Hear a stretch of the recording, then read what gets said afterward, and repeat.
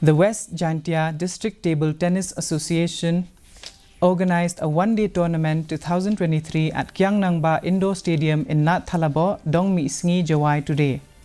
The tournament featured 32 young participants competing in under-16 and men's categories.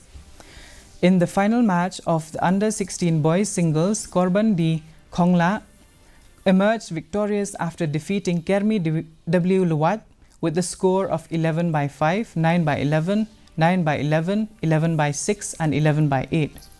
Meanwhile, in the men's singles final, Rafael Dekar defeated Dionysius Cholai with a score of 11 by 6, 11 by 8, 11 by 9 and 11 by 7.